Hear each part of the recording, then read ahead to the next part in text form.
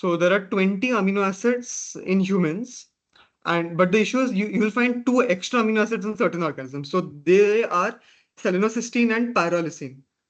So the question is, you have codons that will code for a single protein. You have a three sequence nucleotide base. They will say, okay, you should code for this protein. Let's say one codes for methionine, one codes for, let's say, uh, thi- uh, let's say it codes for cysteine. Okay.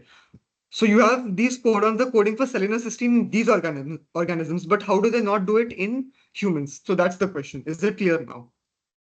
How do the codons not code in humans? That's the question, basically.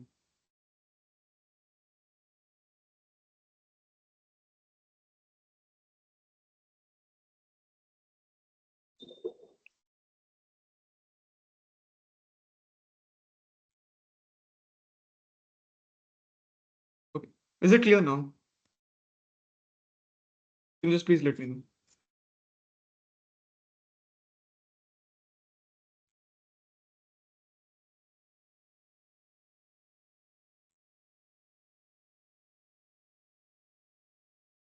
Okay.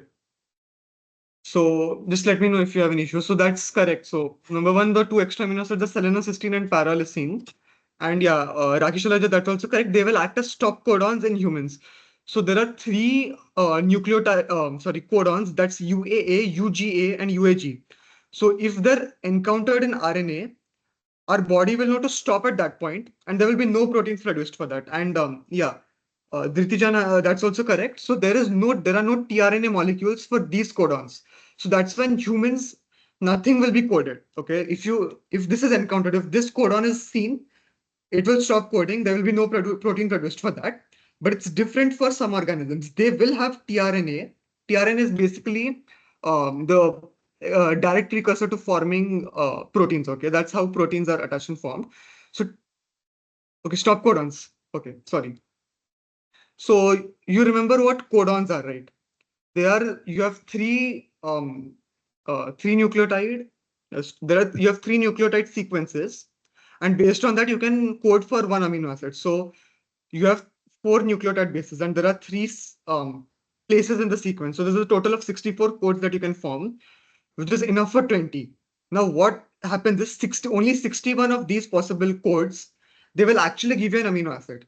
You'll have three codons, okay, which will not give you any protein. Okay, so those are UAA, UGA, and UAG. Okay, so in humans, if these are observed in mRNA, the translation process will stop at that point. The protein will be completed and no amino acid will be added. Okay, that's what happens. So that's what stop codons do. They stop the translation process. Is that clear now?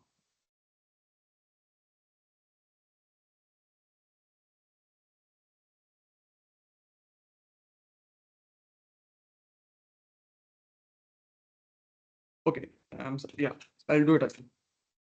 Okay. So you have a codon. Okay, that's it. It contains a nucleotide sequence and it has three nucleotide bases in it. Okay. And we remember there are four types of nucleotide bases in RNA: A, G, C, and U. Okay. So you can try to figure out all the permutations of these in a three when you only have to take three nucleotides. So you'll get 4 into 4 is equal to 64 possible codons. Is that right? Okay, yeah, good. So what happens is 64 is well above 20. So when for each codon, it gives a specific signal to give rise to a new specific amino acid. So for example, AUG, the codon AUG, it will code for methionine and methionine only. It won't give rise to, for example, cysteine or glycine or anything. Okay, it will only give rise to that. So that's the codon for methionine. Now, what happens is you have 64 of these codons, but only 61 of these will give a protein. Okay, so three codons, they don't give any amino acid. So those are, I'll just type them in the chat: UAA, UAG, and UG. Okay, so you have these codons. Now, when these codons are read in the mRNA sequence, no amino acid will be given. Okay, and what happens is the translation process stops. You're converting mRNA to proteins. That's translation, but that will not happen now. This will stop at this point when one of these codons is observed. So we'll be calling this a stop codon for that reason. Okay. Is it clear now? Okay, that's great. So yeah, you have a stop codon in humans, and but it's not so in other organisms. What you will observe out there is tRNA formed. tRNA formed from the mRNA, and tRNA is basically the precursor. It helps form the proteins directly. So stop codons don't have any tRNA, but as these are not stop codons in certain organisms, there will be certain amino acids formed. Is there any reason why these act? No particular reason. These are not necessarily required, so there's no particular reason. But actually, why it's why there's stop codons in humans and not in other organisms. So, but okay, you will have these proteins that are formed. Sorry, these amino acids that are formed. So they are extra for certain organisms. Just one thing I would like to elaborate though. UAA, it is still a stop codon. Okay, it's a stop codon in humans and in organisms. The important part is you have to stop the process at some point. You can't just continuously keep on translating it, right? So humans will have three stop codons. Some organisms only have one stop codon, but the important part is you need to have minimum one. Okay, otherwise it's an unregulated process, which is not possible. So that's the reason. Okay. So is it clear now what stop codons are, how they are present in humans, but certain are not present in other organisms? Are there any doubts? No.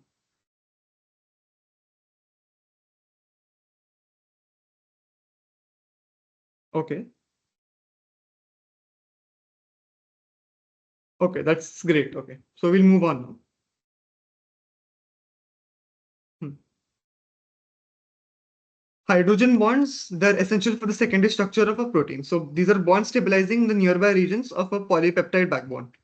So what amino acid cannot participate in such a bond? Proline, yeah. Okay, that's great. Yeah, you are correct. Ecoekaki, Sampurna, Ragishalaja, Alifnik. Hmm.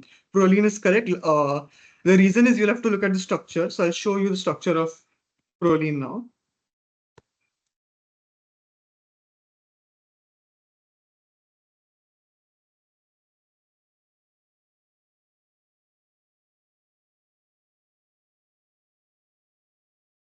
Okay. So I believe you can see the structure now.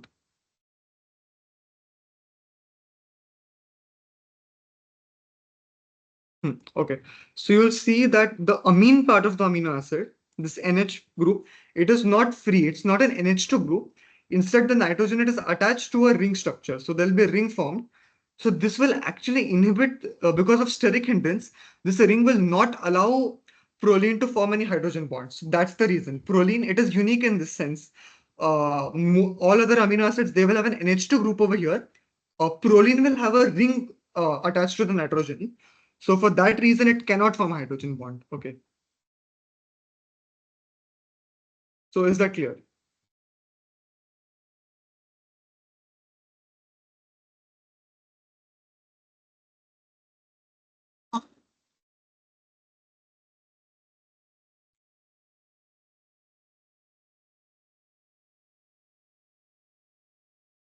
Yeah, that's also correct. Because of its structure, it cannot turn around with a specific angle required for alpha helix and beta sheets. So alpha helix and beta sheets, these are basically the structures you'll form when the protein is formed a secondary structure. These are basically the basic structures of protein. So proline cannot effectively participate in this. That's what happens. Just one moment.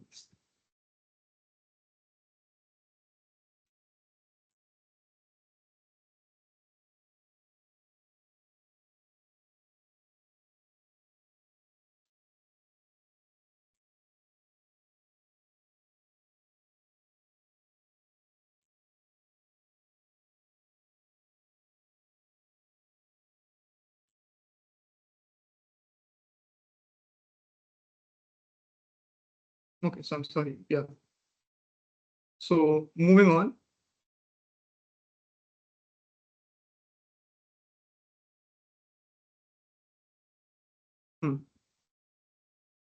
Now, I said that there are 20 amino acids, but you'll see that there is some distinction between them. Some of those you will be calling hydrophobic, and some of those will be calling hydrophilic. So what do these terms mean? And give an example of them too. And if you're unsure of what this means, I'll just give you a small hint. Hydro, that refers to water. Okay. Phobia means fear, and philic means affinity. So you can think along those lines. Ah, yes, that's correct. That's correct. Yeah. Anushka, Eco, Gorija, that's correct. So it differentiates between polar and non-polar amino acids. You have to look at the side chain for that. So, for example, you have methionine, which we had just seen. Huh. Hydrophobic are insoluble in water. Yes. Alanine is also hydrophobic. Yeah, that's correct. So I'll take the example of alanine specifically for hydrophobic. Okay. Now, valine is also correct. So the side chain for alanine, it's a benzene ring, and benzene ring is non-polar. And I'm talking with reference to water. Now, water, you'll know it's a polar molecule. It has charge separation between them. Okay. So what happens is you're putting a molecule which does not have charge separation into a solvent which does have charge separation. So there will be no resulting bonding between the two molecules which will give it stability. So for that reason, hydrophobic cannot dissolve in water. So we'll call them hydrophobic. It is repelled by water. You can say that. So it will, if you observe protein structures in living cells and systems, they'll actually try to be as far away from the water as possible. Okay, so that's correct. So glycine, alanine, valine, these are all correct examples. So yeah, that's great. And yeah, Kushi, yeah, you're correct. Hydrophilic proteins are soluble in water. Now, what happens in some proteins is they do have charge separation. So they'll have one positive part in the side chain and one negative part. So uh, what will happen is the negative part will be closer to the positive part of in the water molecule, and the positive will be closer to the negative part in the water molecule. So that will result in stability because of because of opposite interaction. So negative and positive are attracted to each other. So it's possible for the protein and water to get an arrangement in which they're more stable, which is not possible for hydrophobic proteins. So that is possible. So aspartic acid is an example of a uh, hydrophilic protein. Okay, and just to clarify, proteins which are hydrophilic can have charge. They may also not have charge. That's not an issue. Charge difference, significant charge difference is the major thing to look out for. Okay, so that's great. All of you got it. Hmm. Now let's move on to the next part, next stage. So viruses. So there are two stages of viruses that I'd spoken on yesterday. So what are these stages and what does the virus do in them? And is it necessary for all viruses to go through those?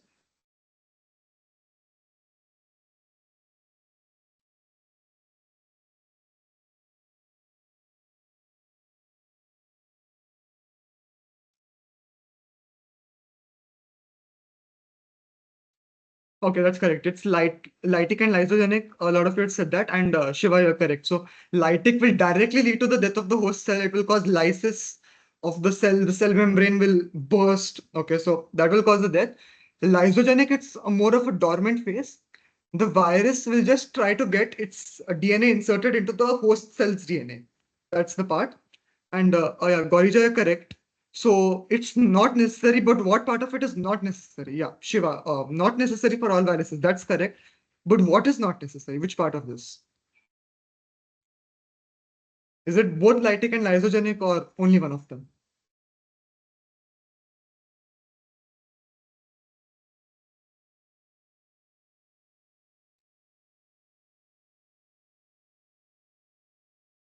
Hmm.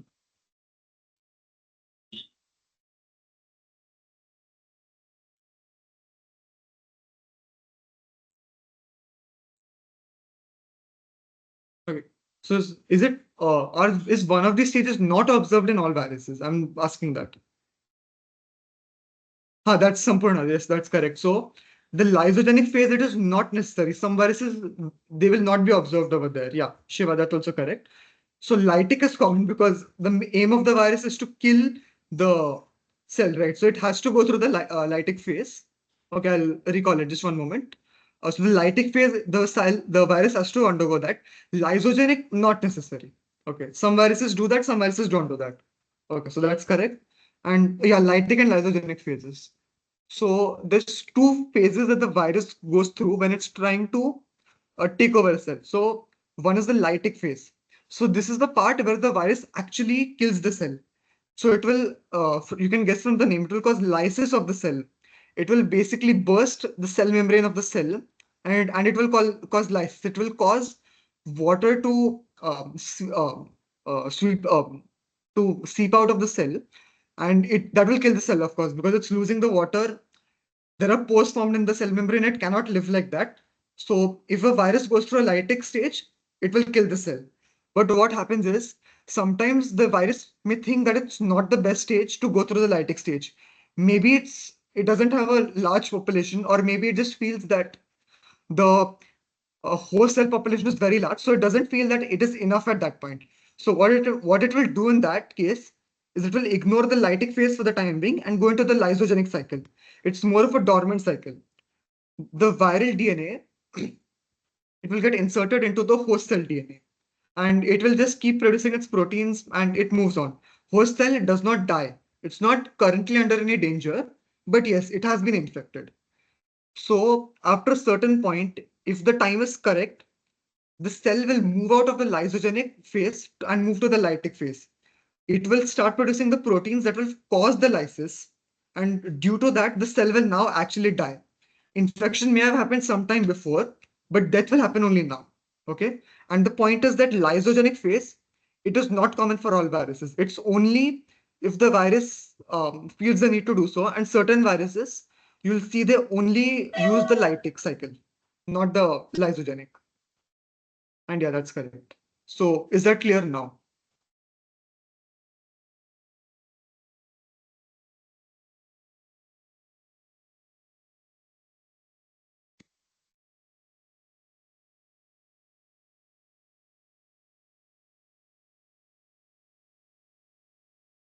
Are lytic and lysogenic cycles clear now? Have you understood it now?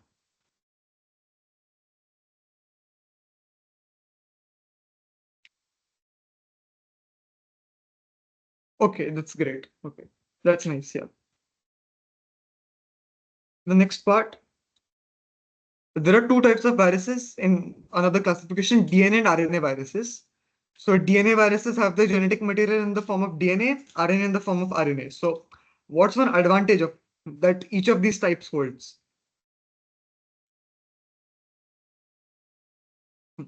That's correct. Drijana, RNA virus can undergo multiple mutations. Hmm. Genome is different, replication is different, stability is different. Shiva, that's correct. That's correct. So they'll use the what do you say? DNA viruses will get directly integrated into the DNA. RNA will operate from outside. They will have RNA polymerase directly secreted by the virus, which will help in the translation into the viral proteins. That's correct. So one advantage of RNA you mentioned, so it's been mentioned, it's easier for it to mutate, it's easier for it to adapt. Okay. What now? We didn't cover this. What's the advantage of a DNA virus now? Gaurija, that's correct. And I'll just let you know now, we'll be coming to that later. Retroviruses as vectors. We'll be coming to that later.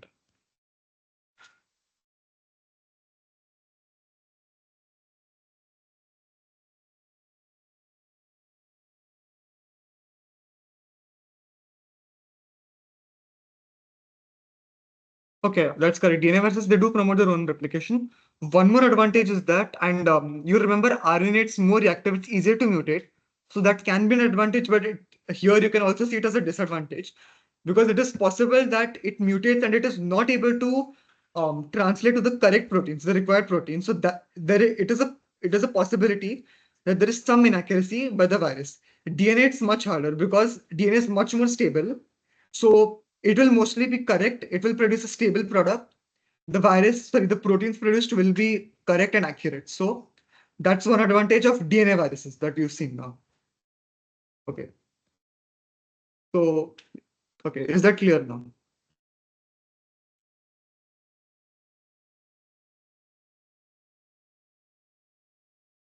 Okay, that's nice.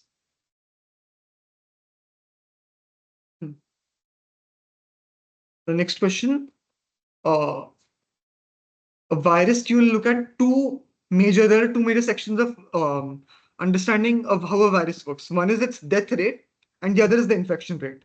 So what kind of relation do these hold with each other? How are the death rate and infection rate related to each other?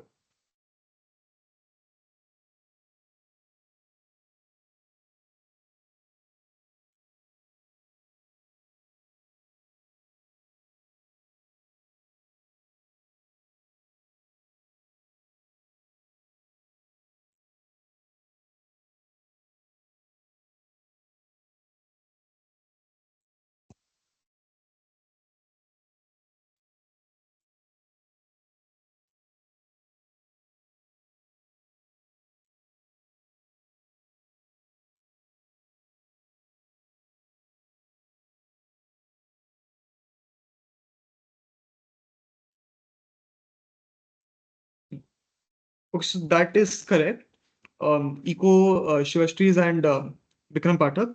So you will so of course if a virus is very deadly, if if it has a good chance of killing the host, then of course it can spread very well to the to the surrounding cells. But there's one more thing you have to consider. So that's been covered by Marina.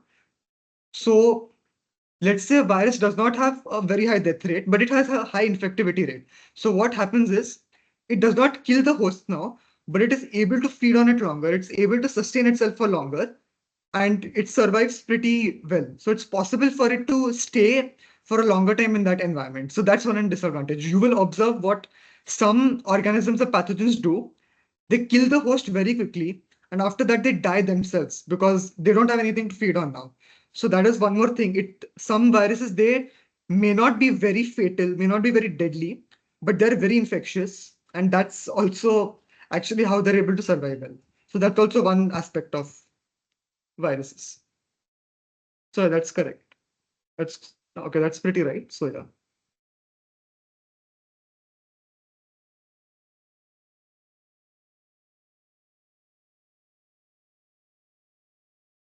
Okay. The next part. So you'll remember that viruses, when they're attaching to host cell, they'll find a receptor on that cell's membrane and they'll attach to that. So when you're talking about coronavirus, it will attach to something called the ACE2 receptor. Okay. So yeah, that's the primary. It is yeah, Navya, it's correct. It is inversely proportional. So yeah. Hmm. So that is correct. Higher the death rate, lower the infection because you're killing your host. Yeah, that's correct. Okay. Huh. It is inversely proportional. So yeah, it is the primary COVID-19 receptor. That's correct. So what other function does it uh, have? The ACE2 receptor. Because if you remember, it's not possible to take this cell out of humans. Correct.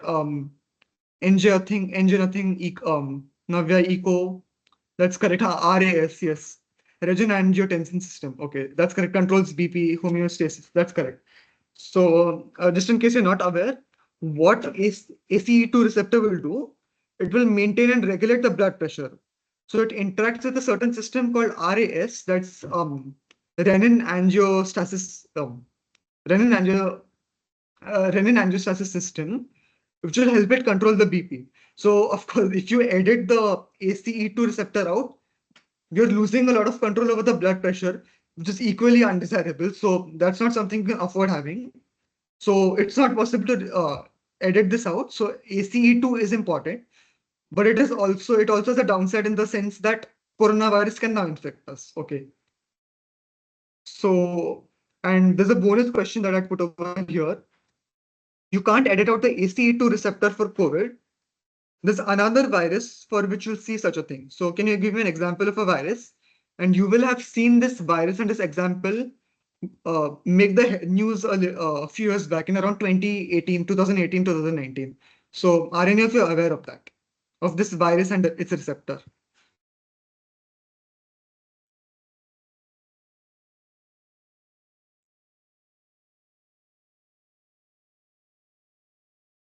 It's similar to this example of coronavirus and ACE2. It's another virus. That's correct. It's HIV I'm talking about, yeah. Do you also know the receptor name? The major receptor?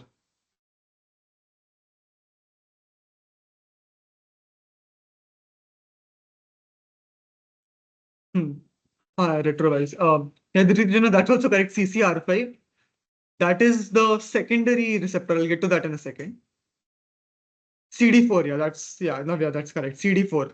So yeah, the answer I was thinking of is the HIV virus. So it will attach to a receptor called the CD4 in human cells, and then சரி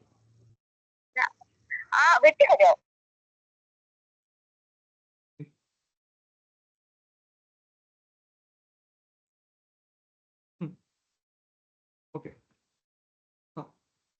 So HIV will bond to attach to the CD4 receptor, and then it will infect. You can't edit CD4 out because it is important. So scientists moved on to a receptor called CCR5, which is also important, not as important, and it is comparatively safer to edit this out. So yeah, that's pretty correct. It was the HIV virus. So good to see that you're in touch with biological events. So, okay. biological events. Okay.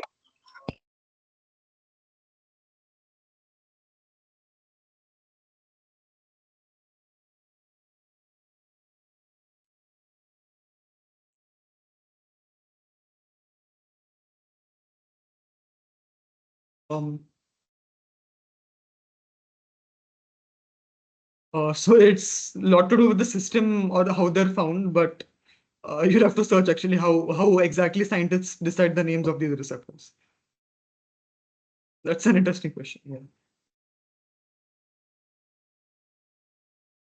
Okay. So is it clear now?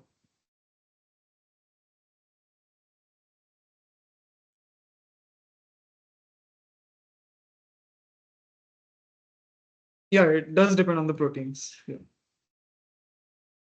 Okay.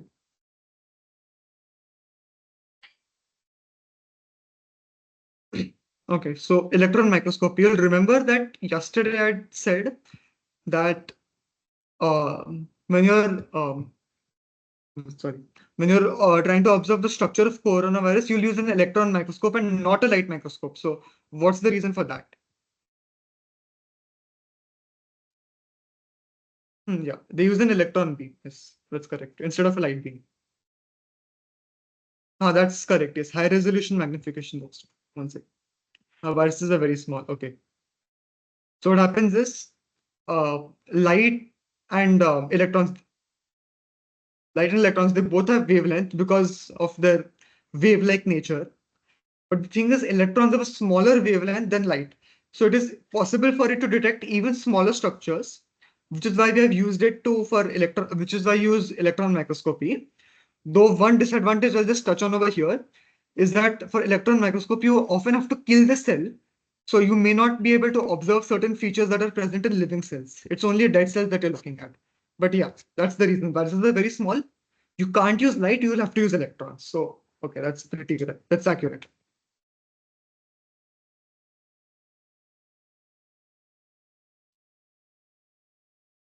Hmm. So RT-PCR, it is an extra step as compared with PCR. So what is this step now?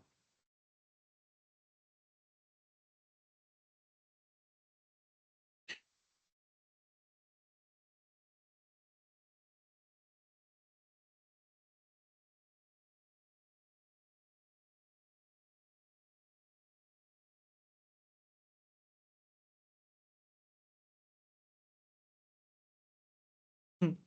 Okay, that's correct. Rakisha Raja, Navya, Gaurija, yes, that's Adriti Jana, that's correct.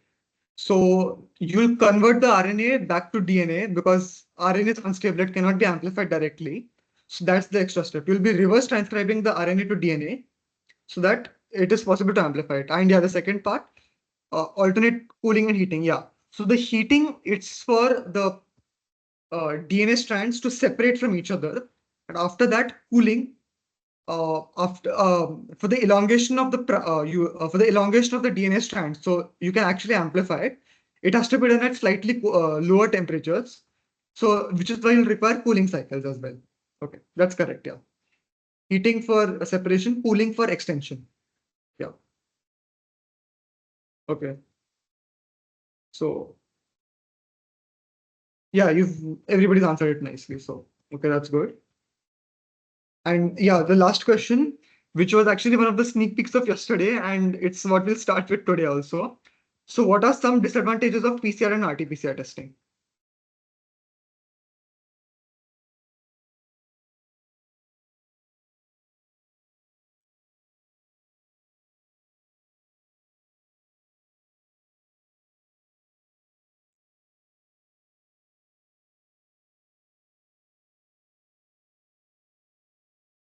No, no, you can use it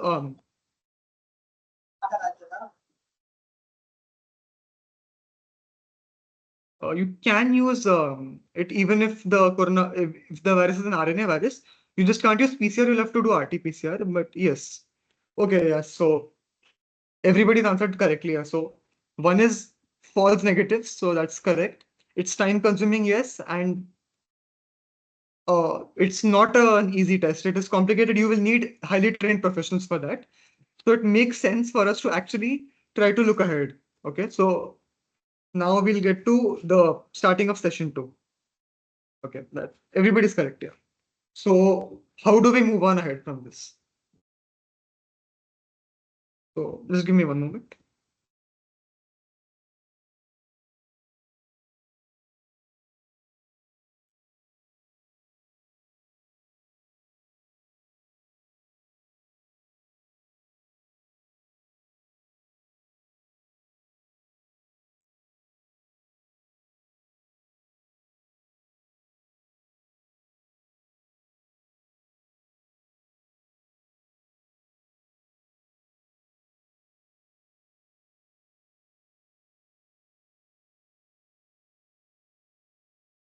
Okay, can you see my screen now?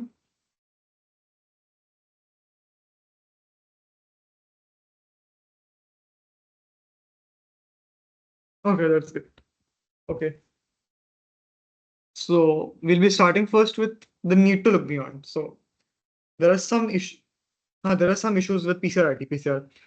So first of all, as some of you said, it is not cost effective. Okay, so there are a lot of materials required. So for example, you require primers. These are small DNA sequences. They're complementary to the DNA that you're already putting in. It is not easy to first of all obtain these primers, and you'll also have to have them in the correct sequence so that they're actually complementing the given DNA. So it's not easy to get such primers. Okay, it's expensive, and you'll also need lysis buffers. These buffers, what they will do is you have the living cells, they will burst the cell membrane so that the contents can go out. So this is how you can obtain the RNA. Okay, RNA or DNA, depending on what testing you're doing. So these are not cheap. Okay, it requires a lot of money and it's cost effective. It's not cost effective. So that's one issue. And second of all, it is complicated and time consuming. It takes around 3 to 4 hours minimum for a result to come. And you would obviously prefer to have something that's much faster. And requires training personnel. And finally, one more point is, as it was mentioned, there are both false negatives and false positives. So if you look at the data of all uh, RT-PCR tests done, 1.80% of those are false positives. So that means for 10,000 people, 180 are given false positive. They're negative actually, but the test comes back positive for them. And there are a fair few number of false negatives too. That's around 5 in 1,000 people. So they're actually positive, but the test will come back as negative. So this is one more issue you will observe in RT-PCR.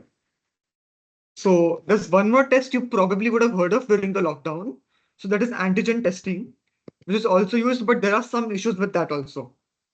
So if you're not aware of what this does, what it does is you will be detecting the proteins that these viruses secrete. So that's pretty accurate, right? Viruses, the dangerous part about them, it's the proteins. So if the proteins are detected, you know the virus is there, you can start treatment. The issue is that you'll remember there's a lysogenic phase also that coronavirus undergoes. It's not going to produce any of these proteins. It will just be there in the uh, human DNA. It will replicate, it will get ready for it, but it will not produce any proteins. So during this stage, the patient will be asymptomatic. And if you do the test on them, it will come back as negative. Okay, despite the patient being infected. So it's only a viable solution if the patient is showing symptoms. Only then is antigen testing actually possible. Okay. So that's one more demerit of antigen testing. So how do we move on ahead from this? Okay.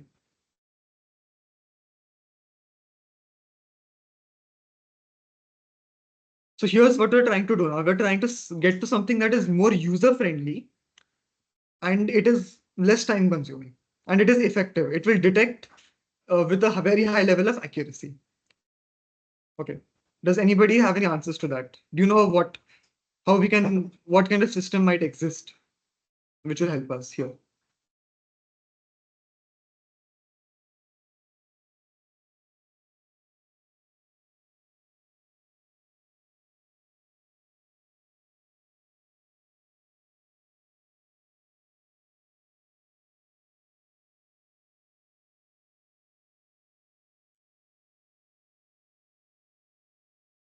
Okay. So it's fine. So I'll be going over this now.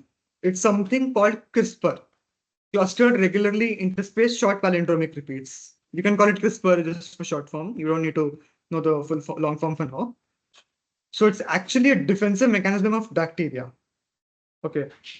There are certain viruses called bacteriophages which will attack the bacteria and they'll try to kill it, similar to how coronavirus attacks humans. So what happens is bacteria, they have this system called CRISPR. What it does is, let's say it's attacked by a virus initially. It fights off that virus, okay? But what it does is, it will take a small part of that DNA and it will put it in its own DNA. The viral DNA is put in the bacterial DNA, okay?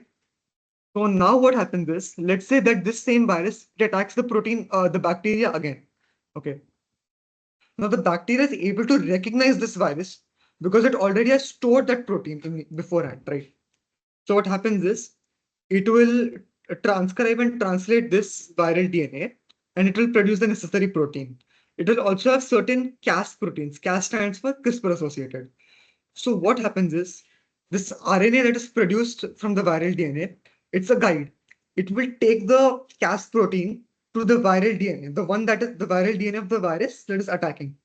So the Cas protein will now directly be at the viral DNA and it is now able to induce a cut over here. It will cut the viral DNA and as you're aware, DNA has to store this genetic information and you're cutting it, right? It's losing its structure, it's losing its stability. So it is not possible for the virus to attack now. It's useless now and the bacteria is safe. Okay. So that's what happens. You're basically storing the virus, the bacteria is storing the virus. If it attacks again, it has certain proteins which will now be able to attack the viral DNA and just kill it off essentially. Okay. So is that clear to everyone?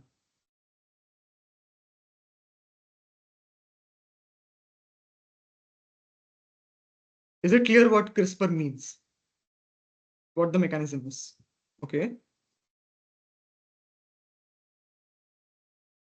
Okay, I'll repeat it once. Okay.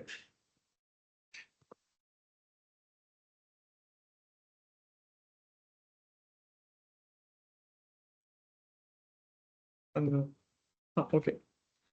So there are certain viruses which are called bacteriophages, which attack bacteria basically. So bacteria and bacteriophages, they've been in a war for a long time, for millennia by this point in time, actually. So obviously bacteria will have developed some kind of system to fight off these viruses, right? So that system, it's called CRISPR.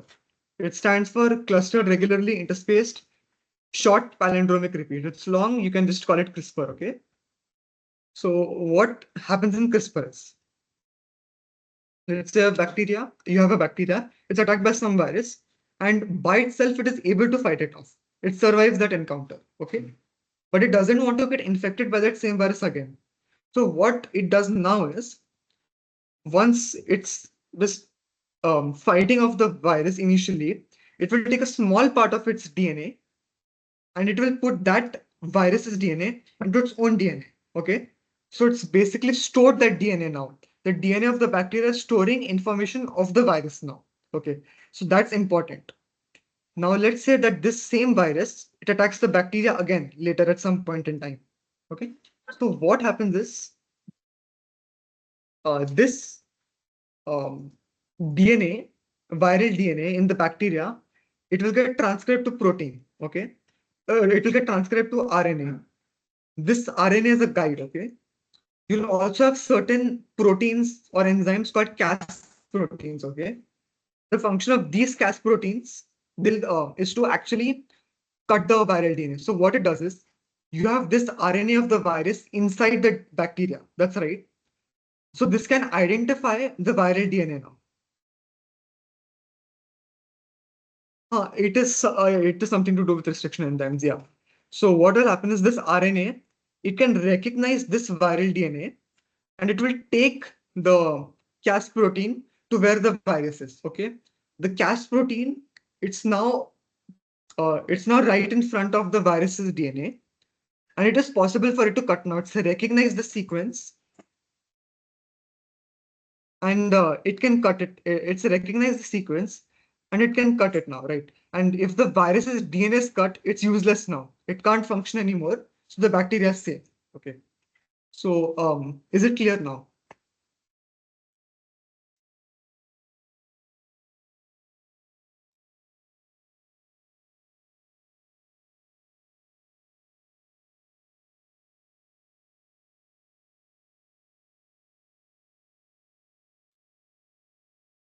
Okay.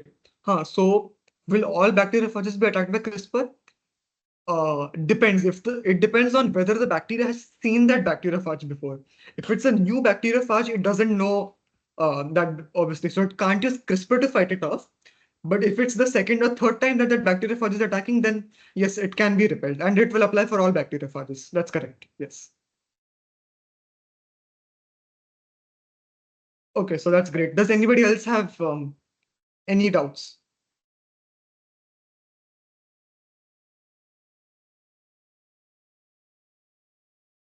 That's correct. Yeah. T. Barshanarani. That's correct. It's not cast. It's Cas protein. I'll just type it out in the chat.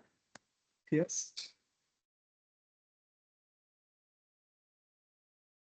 Oh, okay, so it's not cast, it's cast, but yes. Um, eco, by that do you mean for gene editing?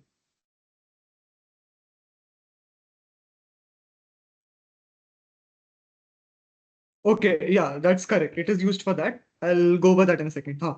And yeah, one more thing. What if a mutated RNA virus approaches for the second time? So that's a good question. It is actually possible for the bacteria to change the sequence it has already taken. It is possible for it to also make some small mutations in that, so it can retarget the virus. So in some cases, the mutated virus can pass through. In some cases, it will not be able to pass through because of the CRISPR. Okay, so it depends. So it is possible for the bacteria to recognize. Yes, that is true. Sometimes it will, sometimes it will not. That's what happens. It's called priming adaptation. It's a term called priming adaptation. You can use that. Okay. It's not actually used in other organisms. So yeah. Oh no, it will not get affected. It doesn't store the entire virus and it does not code all the proteins that will actually kill the bacteria. It just takes a small part of it, which will help the Cas protein and recognize the sequence if the virus attacks again. So that's what happens. It doesn't actually get affected by that. That's not an issue. And yeah, you will get the PPT. Don't worry about that. I'll be sharing the presentation.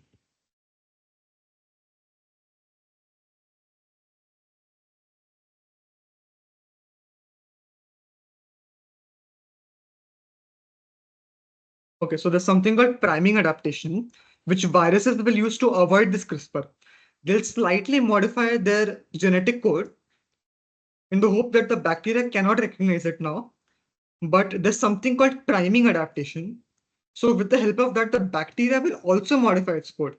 So it's again able to recognize the virus even if the sequence is slightly altered. So that's what happens. Okay, is it clear now? Uh, Priming adaptation, I'll just type it in the chat.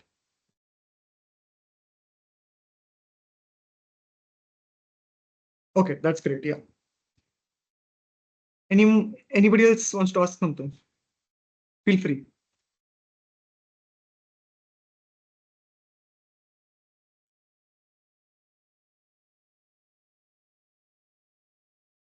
Okay, that's great. So, yeah, so this is how the diagram works. So here you can see the DNA of the virus, and here we have the CRISPR molecule. That's the Cas system basic. Okay, I'll go over that in a second. Okay. So a virus attacks a bacteria. The bacteria takes small part of this virus's DNA and stores it. Okay. Now let's say that this same virus, it attacks the bacteria. It attacks it attacks the bacteria again. Hmm. What happens is there'll be Cas protein which will be guided by the RNA of the bacteria, because the RNA of the bacteria has the RNA of the virus. Okay, it has that. So this Cas protein, it is guided it is guided by that RNA molecule, and it will reach the viral DNA. Okay, so this yellowish part that you can see, this is the target part. This is what was stored by the bacteria, and the Cas protein has now actually reached it. Okay, so what happens is it will cut it over here. Okay, you can see it. They've induced it's a double stranded cut over here. So the virus is separated now. Okay, it's not possible for it to attack anymore. It's useless now. Okay, so that's how it works. It will cut the viral DNA at the point where it knows the sequence. Okay, is it clear now?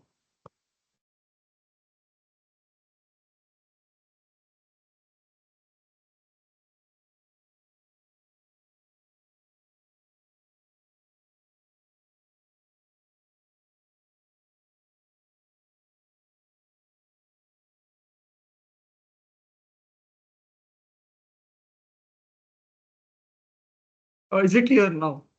Um, UV Bari 1204.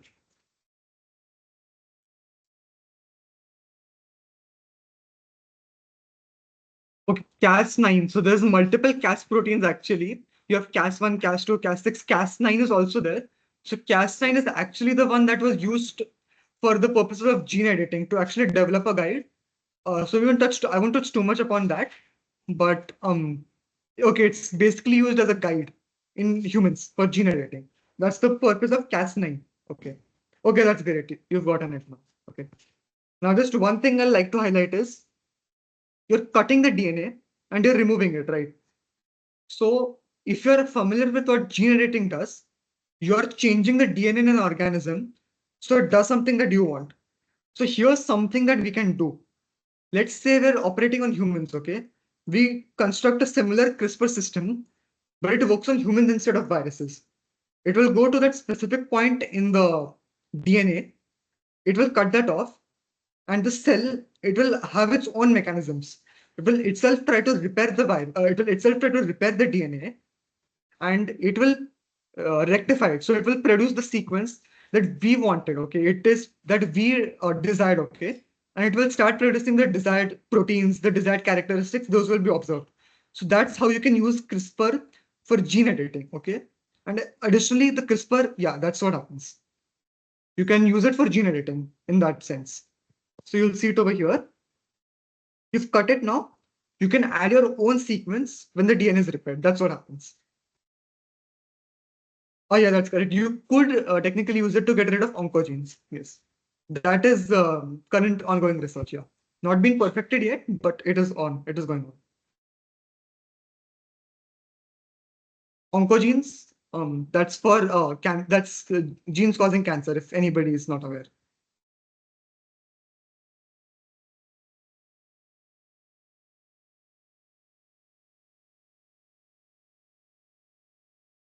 So is everybody clear? Or do you have any more doubts? If you didn't understand something.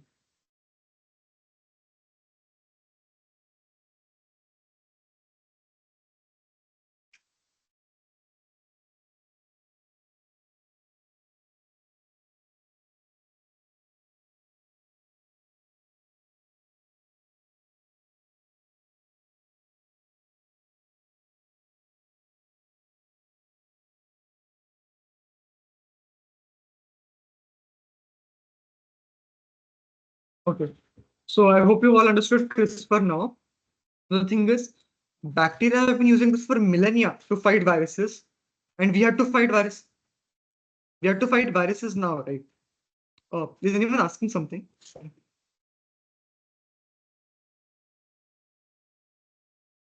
I thought I heard somebody.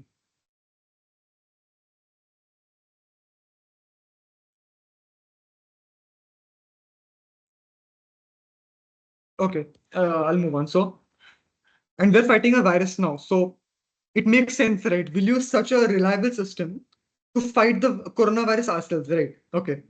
So yeah, that's exactly what we did. So there are multiple Cas proteins, but we look at Cas12 over here. Okay. So Nobel Prize winning Jennifer Doudna, she one of her discoveries was of the Cas12 protein. So you know what Cas12 does, right? It will go to the viral DNA and it will chop it up. So in that sense, it is pretty similar to other Cas proteins. But there's one extra part of it which is very interesting. Okay. After it has chopped up this DNA, it will it will also cut any DNA around it. It doesn't matter if it's the virus's DNA or some external DNA. It will cut it. Okay. So that's one thing. It will just go. It will just be chaos after that. It will go rogue. It will cut any DNA it finds. So there's a way of actually using this as a reporter. Okay. So here's what the idea is. You have a CRISPR system. You have the Cas12 protein. Okay, that's good. What you'll also do is you'll attach a probe.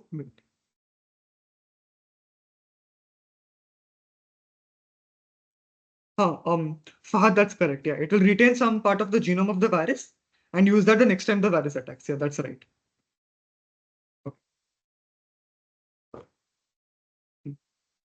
Okay, so you have the what we're using over here is you will take the CRISPR-Cas12 system, but you'll add to that a piece of DNA. This is DNA and attached to it are two things. One is a fluorophore and the other is a quencher. What happens is the fluorophore, it will try to emit light, but the quencher will absorb it. So effectively, you can't see anything in this state. But what happens is, let's say the Cas12 is successful. It finds the virus. Initially, it will cut up the DNA, and after that, it will go wild, right? It will also cut the DNA that we had inserted ourselves. Now, what happens is the DNA, it was keeping the fluorophore and the quencher together. But now that's not possible, right? They're separated now. The fluorophore quencher, they've separated now. So the fluorophore, it is free to give a signal to us. It will light up and it's possible for us to detect this. Okay. It is initially you will not be able to see anything, but now you can. So just one question. Okay, it's lighting up now, but how can you see this light? You just have a sample. Can you just see it with your eyes? Is anybody aware?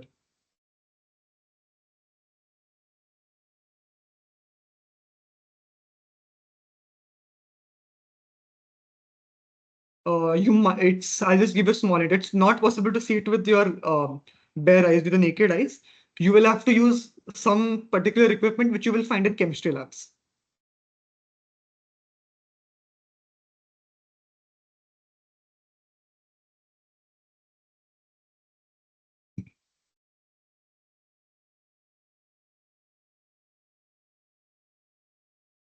Okay, so the answer is it will be using a spectrophotometer for the purpose. You can't.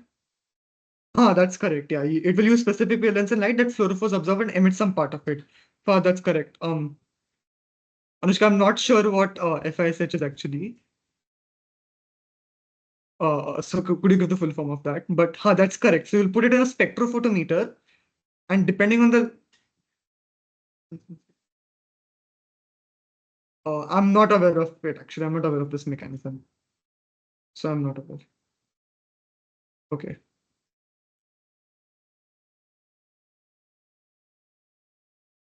I've not heard this name before. So yeah, but hmm.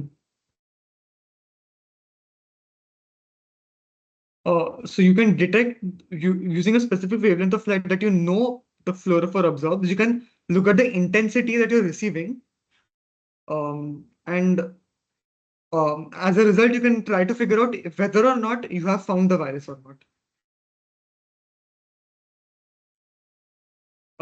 Varish, I'll get back to you on that. So we've developed this tool. It's using Cas12. So it was given the name detector that stands for DNA endonuclease targeted CRISPR transporter. It's again a very long name. You'll see that a lot over here. So you can just call it detector. Okay. So I think one thing I'll remember yesterday is we looked at a patient's perspective during the pandemic. Just give me one more.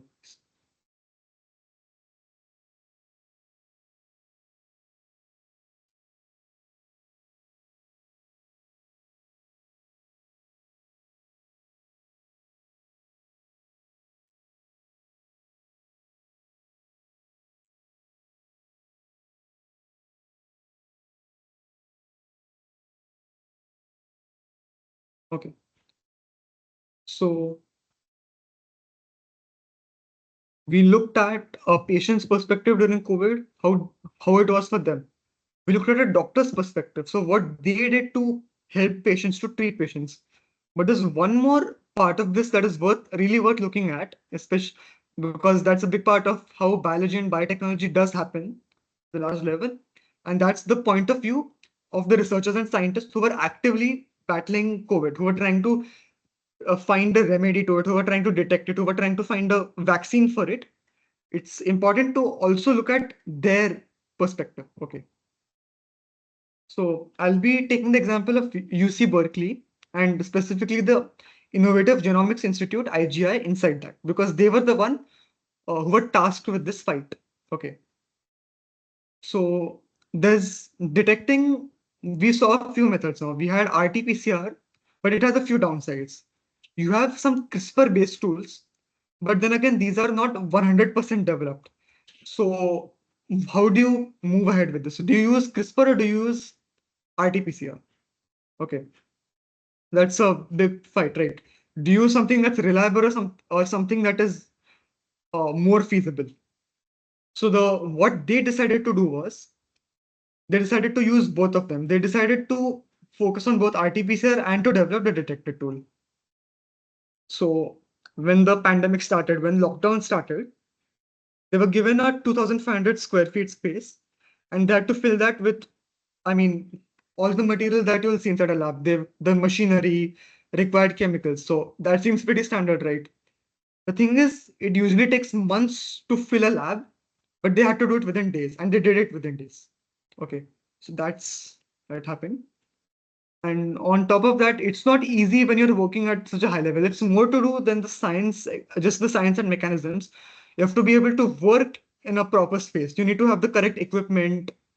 You have to have correct work ethics. So, and it was not easy at that point in time with such a with so many restrictions on how you're able to work.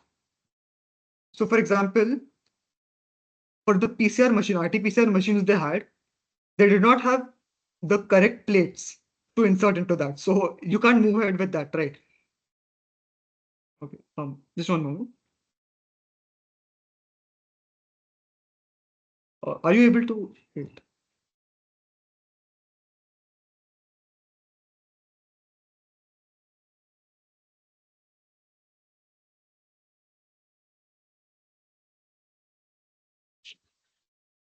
Are some of you facing issues in entering the meeting?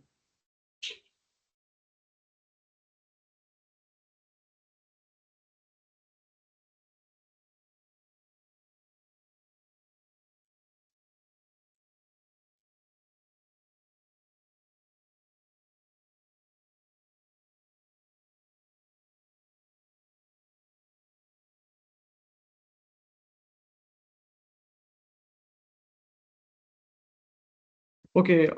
It seems that some are having issues with reconnecting. So just in case you do get disconnected from the call, please try to rejoin. You will have to wait in the lobby, but we will approve you and you'll be able to join the meeting. Okay. Just in case something like you get disconnected during the call, just so you are aware. So does anybody have any problems now? Any connectivity issues? Or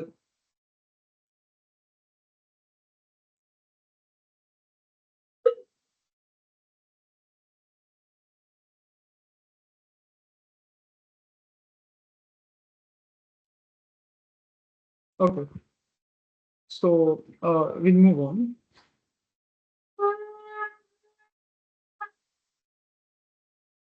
Okay, yeah. So as I was saying, they realized that they did not have the correct plates to insert into the PCR machine. So you can't obviously go ahead with that, right? So they had to search buildings for labs which had the correct plates, and that was not easy with empty labs. It was not easy to do that, but they had to scavenge the entire building, and finally they were able to find something. And the thing is, they faced such problems more or less every day, but they had to solve it by the end of the day, by the evening, and they did that so that they could actually move ahead. Okay, so I think somebody had raised their hands. Does anybody have any doubt? You want to ask something?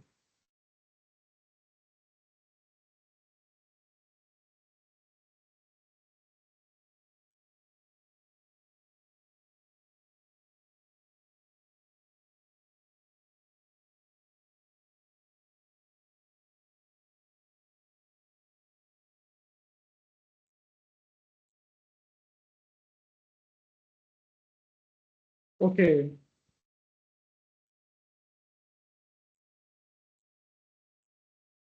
So if you missed a few of the concepts, I will be sharing the recording and the presentation, so you can refer to that. In any case, if you are not understanding anything, let us stay ahead. Or if you want to ask me something after class, you're just free to ask me on Teams or anywhere. You're free to ask me, so you can ask me. Don't worry about that. If there is any issue you're having, just please tell me now, so I can tell you if you're having any doubts. Okay, so I'll move on now. Okay, no worries. Yeah. So you're detecting the virus. So first, of course, you have to extract the RNA so that you can actually carry out a test. Right? So they used a particular machine for this, which is the Hamilton Starlet. It looks like this. Okay, so you'll have small kind of wells over here. You can see them, I think. It's black part. So what will happen is you'll take plates and in that you'll place some of the sample, okay? Patient sample, either nasal or saliva sample. That's okay. You'll have either the nasal or the saliva sample, and it will put into those plates. Now, what will happen is they'll be taken into a chamber and we'll be adding to those some chemicals. What these chemicals will do is, one moment. So what these chemicals will do is it will remove the RNA, it will extract the RNA section of these viruses, and so it's possible to amplify them after that. Okay, because you can't, if you remember, you can't take the entire cell, okay, and just test that, right? What you'll have to do is you'll have to lyse it first. The cell membrane will burst. You'll take out the DNA, RNA, all the genetic material. And after that, once you've extracted it, after that, you can amplify it and carry out your tests. So that's how this machine works. And if anyone is interested, this is how it looks. This is what was used at UC Berkeley during 2020.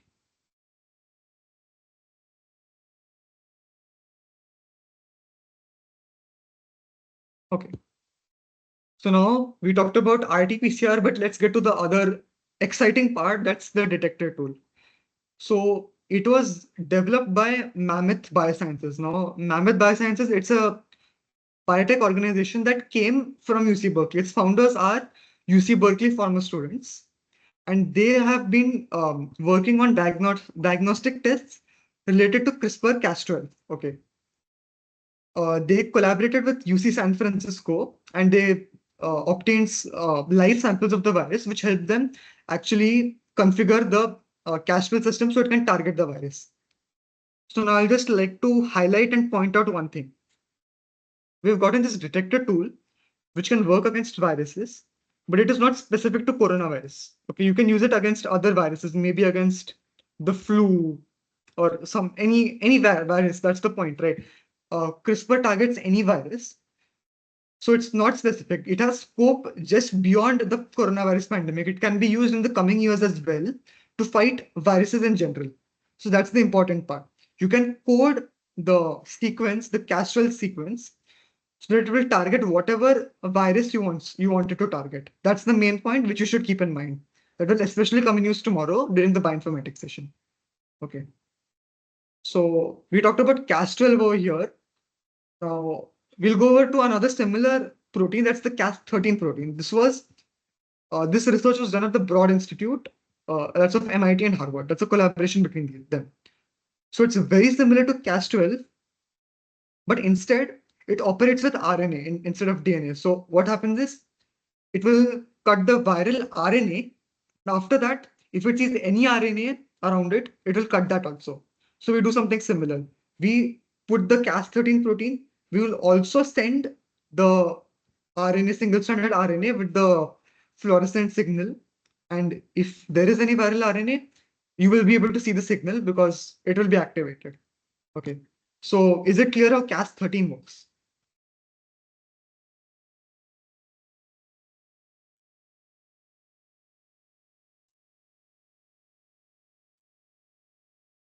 Okay, that's good.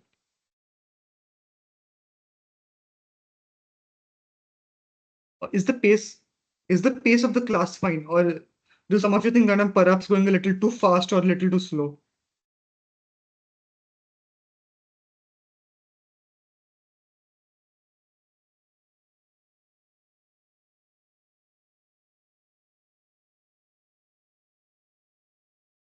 Okay, it's okay.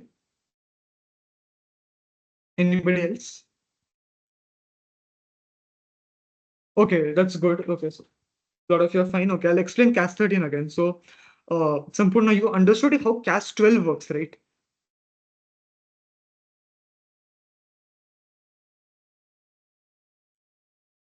Okay, that's great. So, Cas12 it works with DNA. It will cut the virus's DNA.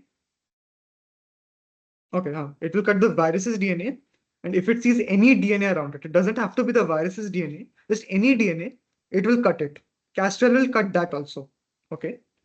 So what we do over here is it's something similar. Cas13, it cuts any RNA it sees. So it will first see the virus RNA, not DNA, the RNA, it will cut that. And if it sees any RNA around it, it will cut that also, regardless of whether it's the virus's RNA or some other RNA. It will cut it. So what you do with Cas13 is similar. You'll put a small piece of RNA, it will attach to that a fluorescent molecule, a fluorophore and a quencher. What happens is, if the RNA is cut, because if the Cas13 cuts this RNA which you have put in, this fluorescence and quencher, they will be separated. They'll be separated, and after that, it is possible for it to light up and give a signal. So you'll be able to observe through a spectrophotometer whether or not there's some signal. And if you do see a signal, you know that you have encountered the virus. You know you've met the virus and it's present, which is why the signal is observed, right? So that's how we'll use it. So did you understand it?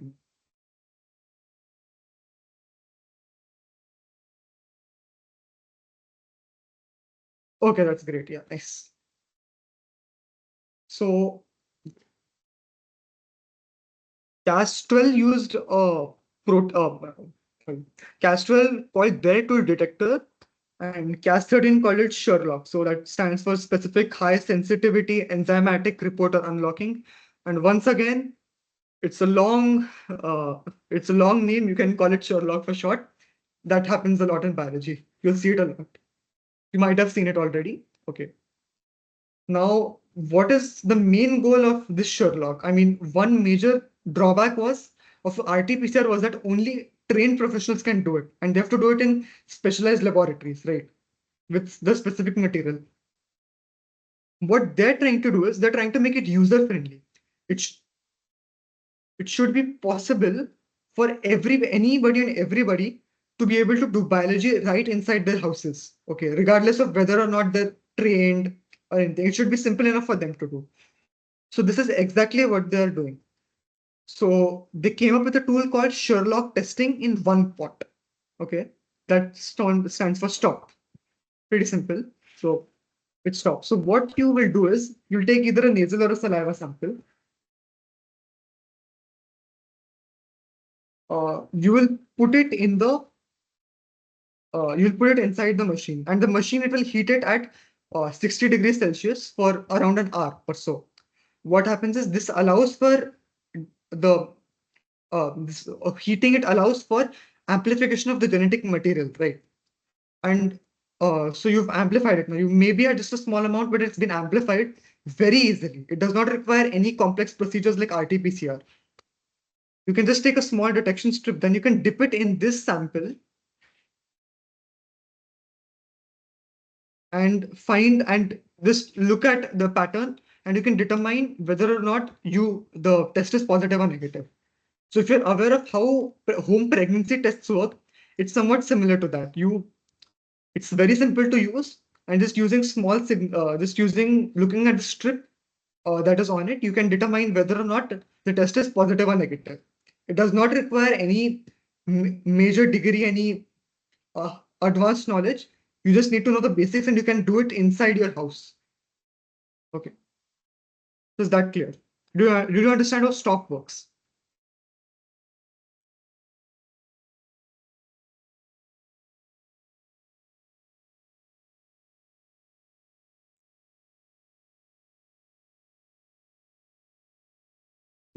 Okay,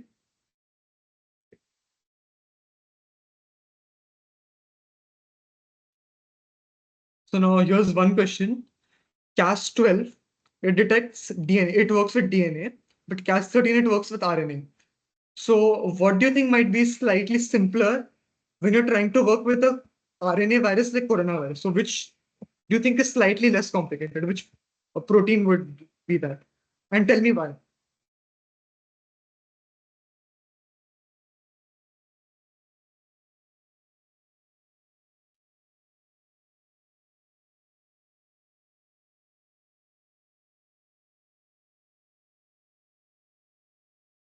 Okay, so most of you have answered Cas13. So actually, it's a slight trick question. I know Cas13 works with RNA, which is coronavirus's material. But here's the thing. You need to amplify the virus, right? You need to amplify the genetic material, right? Okay, so for it to actually be detectable, you can't detect very, very small quantities of it. You have to amplify it. So what happens is, if you remember, it is you cannot amplify RNA. So what happens is you will convert it to DNA first of all. This DNA you will amplify. Now, when you're dealing with Cas12, you can just take this DNA and put the Cas12 protein and it will detect it if it's there. What you'll have to do with Cas13 is there's an extra step. You have to again transcribe the DNA back to RNA and then you put the Cas13 protein. So there's actually an extra step over here. So actually Cas12 is slightly less complicated for such a thing.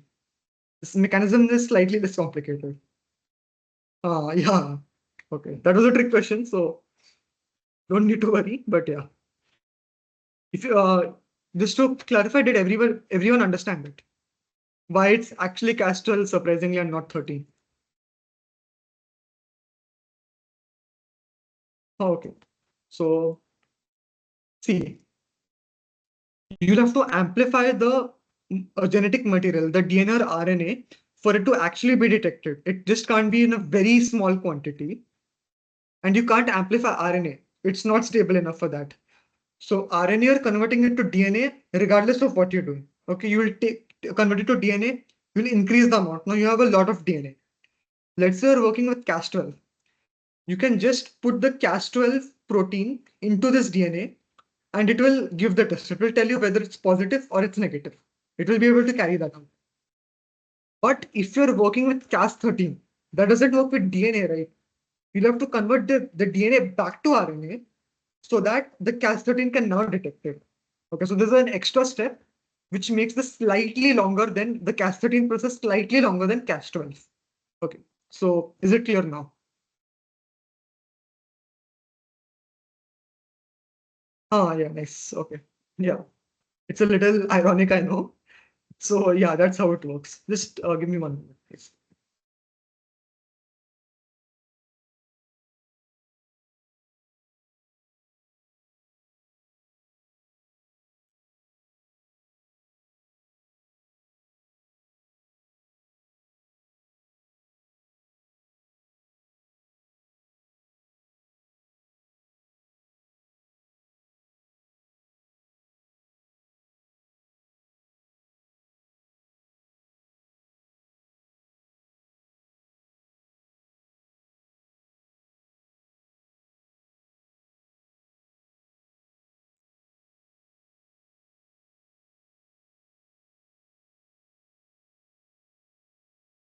Okay, so it is possible that some of you may not have, may still have a few more doubts about what this fluorophore and quencher molecules mean, because that's what's actually giving you the signal, right? So I'm giving you a link over here. You can use that to understand more about this. The thing in the chat. Okay, so you can use this to actually get a bit more of an idea about these signals, these fluorescent signals that are produced. Please feel free to go through it later. Okay, yeah. And a Cas13 is slightly more complex, not very, but yeah, it has an extra step. The one advantage is that Cas13, it has a tool, this stop tool. It is very easy to use at home, which Cas12 is still currently trying to develop. It has not exactly come up with such a device so far. So in a sense, Cas13 is currently more, it has a very user-friendly device. But yeah, in process-wise, mechanism-wise, Cas13 does have an extra step. So yeah, that's correct. Hmm.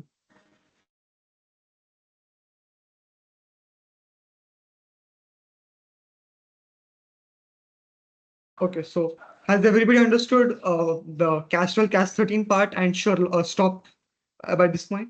Sherlock at this point?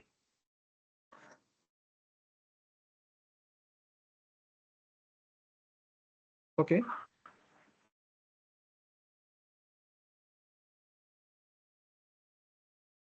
Okay, so that's good. Now, how many of you are Sherlock Holmes fans? Because I'm pretty sure you would have picked up right now when you heard me say Sherlock. Anybody over here? Sherlock, okay, Sagar, that's nice. Or any detectives? Um, yes, that's nice. Nice. Great to see. Okay, Anushka, Omkar. Okay, there's a lot of you actually. That's nice. Shiva, Marina. Yeah. Okay, so you will probably sometimes be awestruck at how Sherlock actually thinks, how he's able to just figure out something, right? And maybe you've said it yourself or you've heard Watson or somebody else say that this is just beyond science, right? But now you're seeing Sherlock over here, and this is exactly science. Okay. Sherlock is finally science now.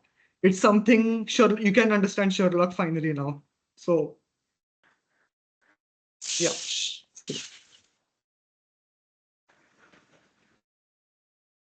Elementaries.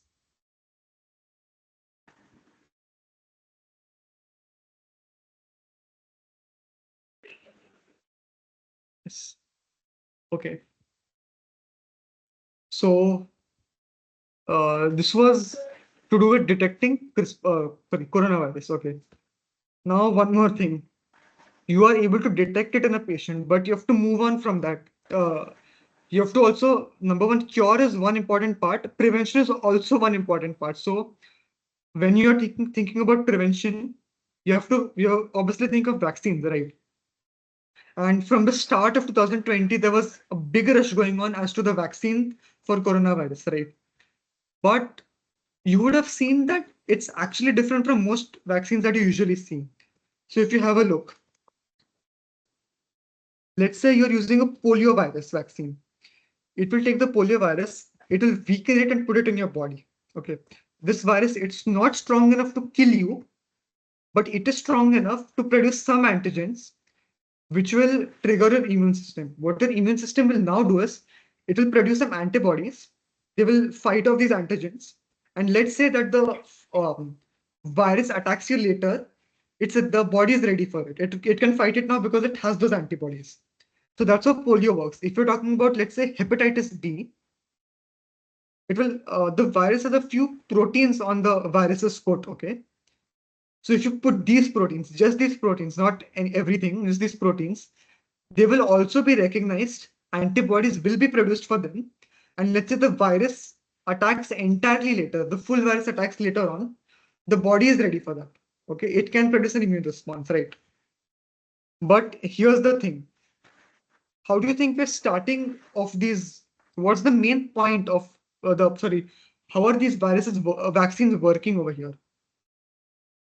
You're taking some of the you're taking some of the proteins of these viruses, you're putting those in the body. These proteins are antigens.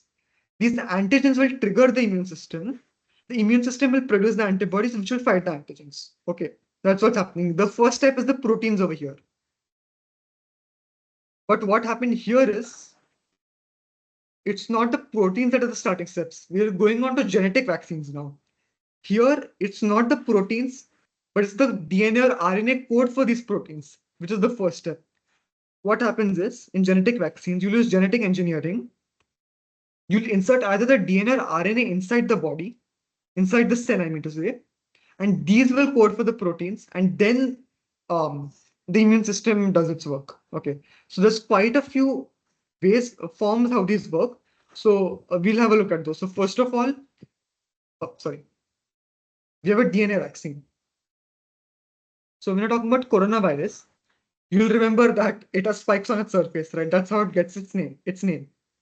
You'll take the protein of these spikes.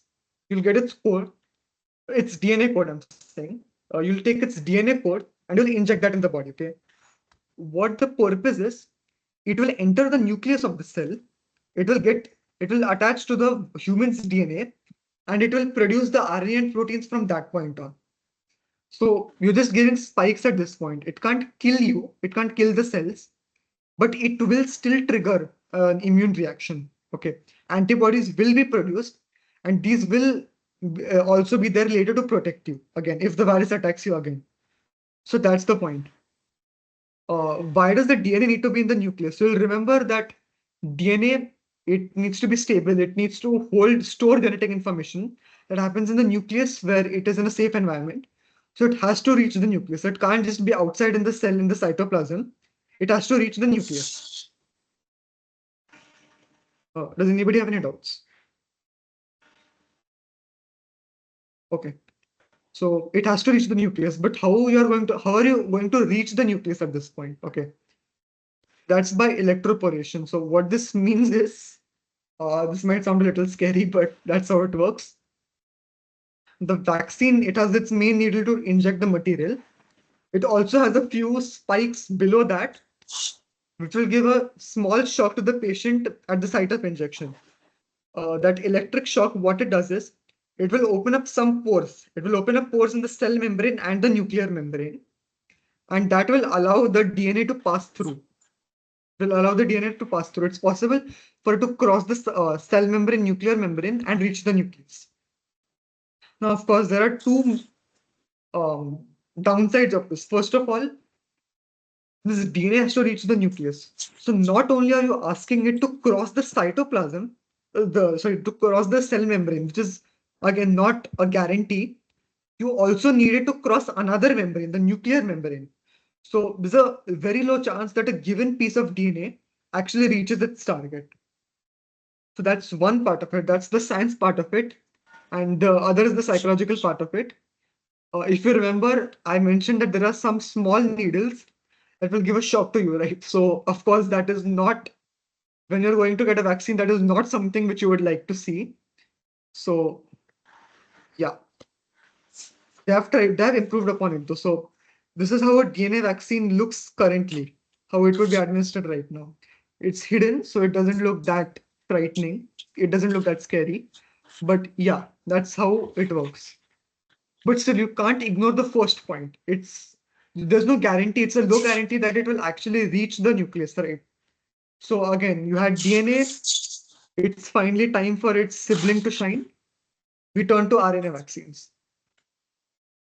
RNA, it works not in the nucleus, in the cytoplasm. So it's much simpler for it now. Okay, you just need it to cross the cell membrane and reach the cytoplasm. Here, the RNA, it will begin translation.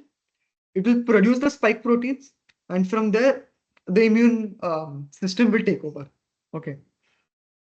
It just has to cross one membrane, so it has a much higher turnover rate. Okay, it's much easier for it to reach its targets. Okay, you give electric shocks for the DNA to reach the target, right? So how does the RNA do that? What you'll do is you will put it in something that's called a lipid nanoparticle. If you're not aware of what lipids are, you can consider them to be somewhat oily capsules for the time being. And uh, point being that majority of the cell membrane, it is made up of lipids which are hydrophobic, and lipids are hydrophobic, right? So it is very easy for something like that to pass through the cell membrane, and it can actually, sorry, so it can pass through the cell membrane and reach the cytoplasm, and from there it can carry out its works. And RNA anyways interacts with lipids, so it's not a hindrance. So we don't understand DNA and RNA vaccines for now.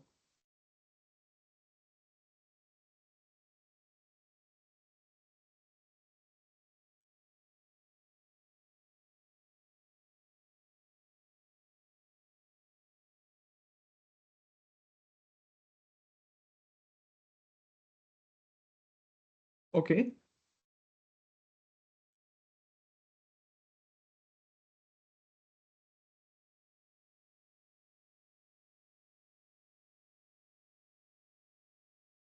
Okay. Is everybody clear? Or is there some part of this that that you did not understand?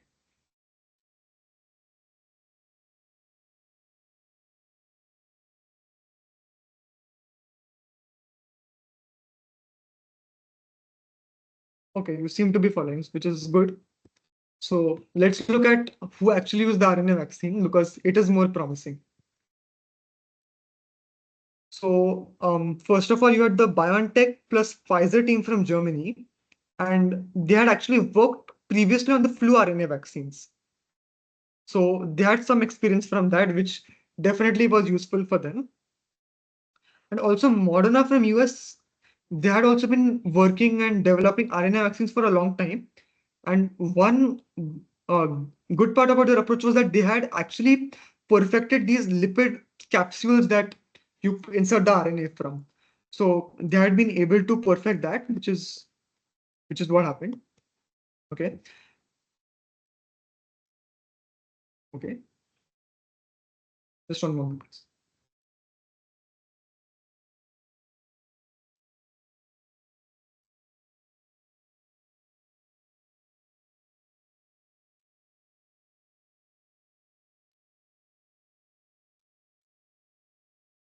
Okay, so the delivery of the RNA, you might consider that similar to delivering many materials inside the cells, which is actually what one of the projects of Biotech Club is doing. That's a nanoparticle gun. It's to use a gun, a small gun, a nanoparticle gun, to inject material inside cells so that it reaches the target. So you can perhaps consider it to be somewhat similar in DNA and RNA vaccines. You're inserting some material, which is supposed to reach the inside of the cell. Okay, so you can consider it like that.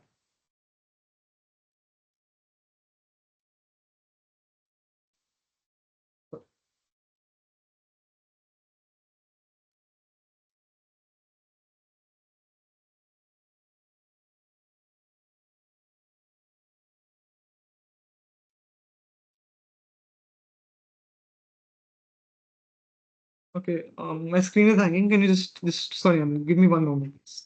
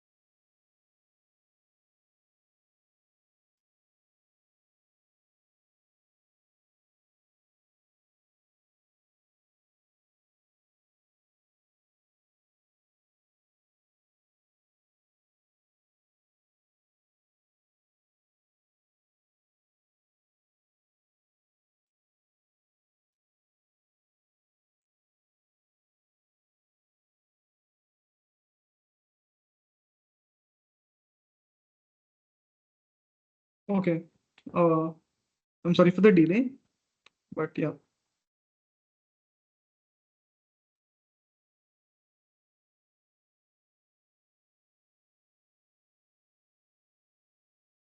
I hope you can see my screen. Okay.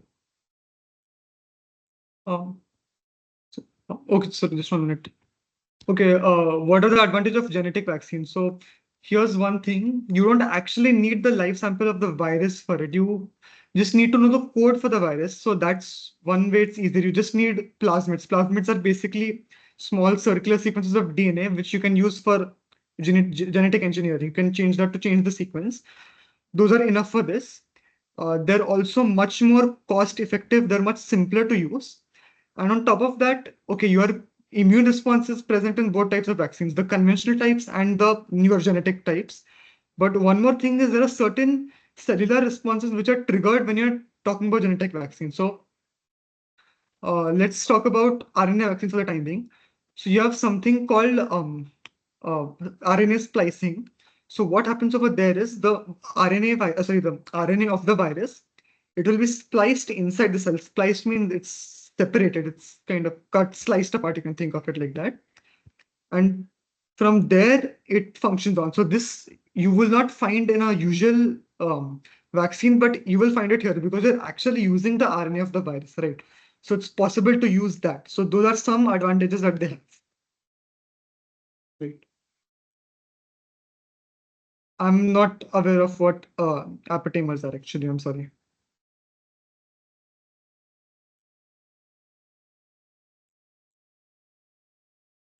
Okay, so let's move on to the last one, using viruses as vectors. So when I say vector, I mean something that is going to carry a certain material. Here, it's the genetic material and deliver it somewhere.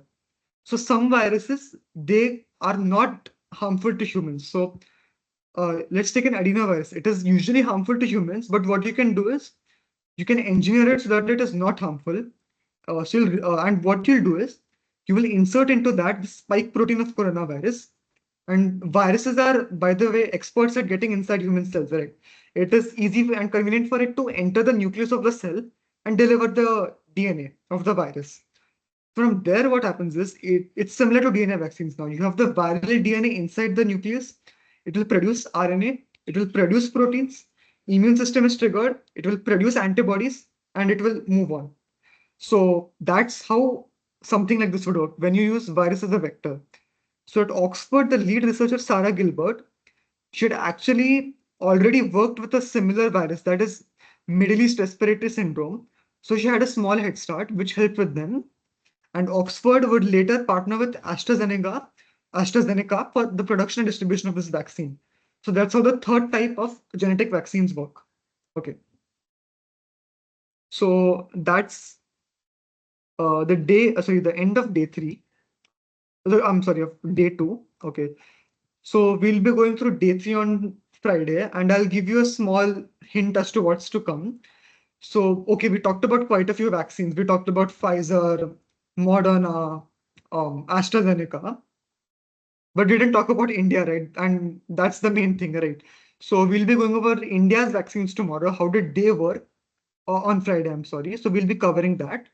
And after that, there will be a bioinformatics session. Okay. So many of you might not be familiar with what this means. It's using programming or coding to solve certain problems in biology. And if you will have observed, I would have used the word code a lot when you're talking about DNA, RNA, and proteins. So it's possible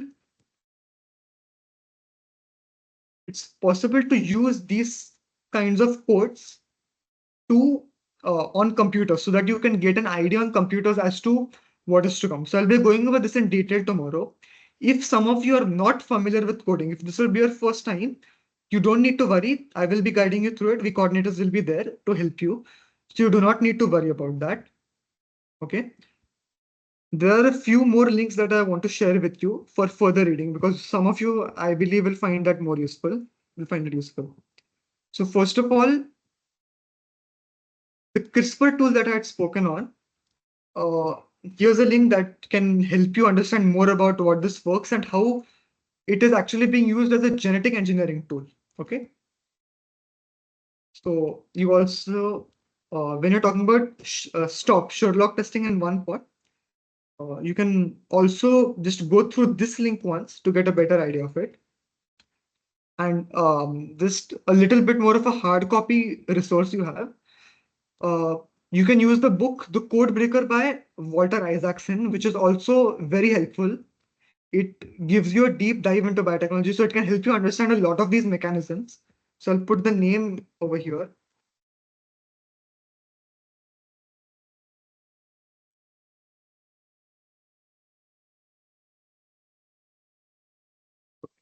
So you can use these resources. I'd put a link earlier also. So you can use this to understand these concepts. And okay, you if you have any doubts, just please feel free to reach out to me. I'll be happy to help you. And yeah, if you don't have any doubts, the session is over. If you have any doubts, you can stay back and ask me. And also, just a reminder, I will be putting an assignment which you will have to be answering, which you will have to submit.